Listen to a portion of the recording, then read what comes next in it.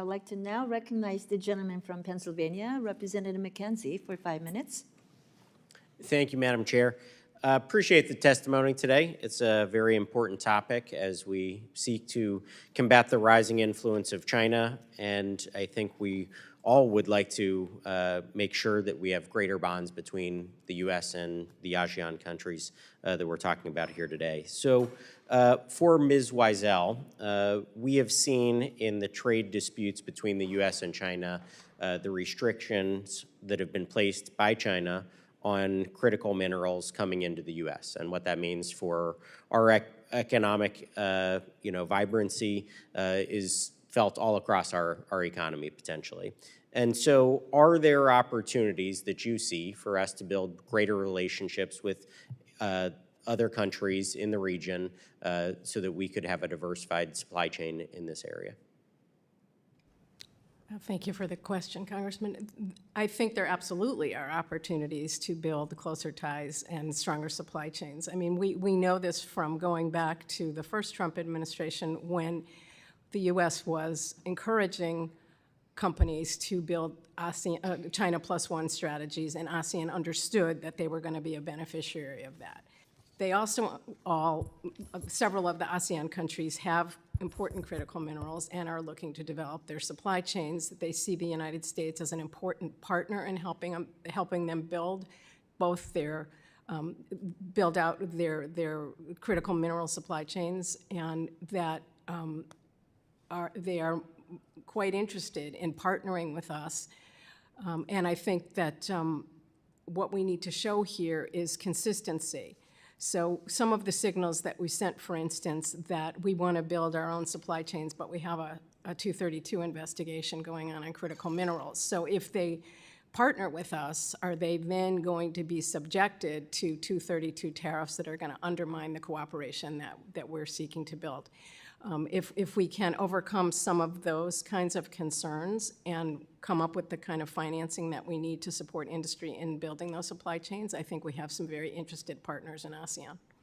And that's great to hear, because I think we saw that coming out of the trade and tariff disputes back in 2018, 2019, is that the countries were willing to take on supply chain initiatives outside of China, working with the U.S. And I think that was actually a good benefit from that trade dispute in 2018, 2019.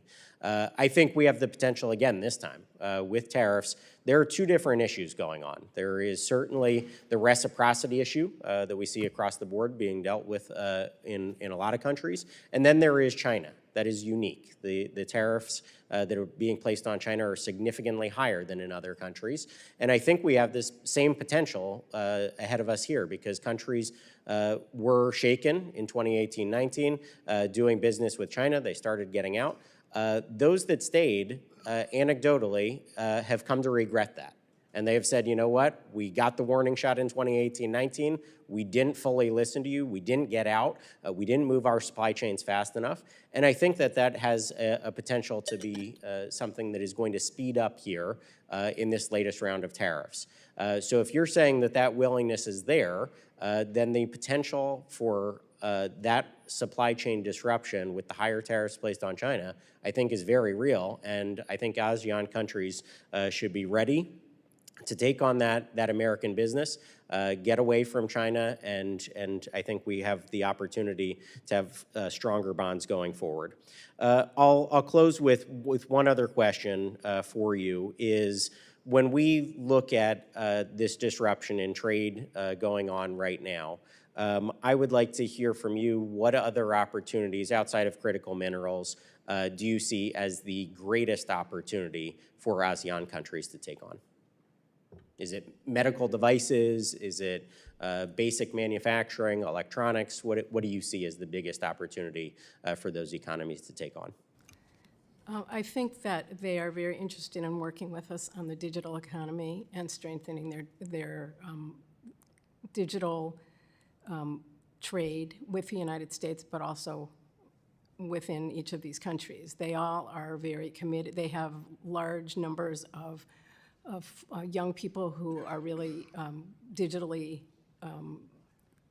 educated and do see that as the future of their economies. I think that they see opportunities of working closely with our digital industries and in finding ways to align our regulatory approaches. All right, well, I appreciate that, and thank you again for testifying. I think we have great opportunities that lie ahead for the U.S. and ASEAN relationship, and look forward to working on those together with everybody interested. Thank you, and I yield back. Thank you.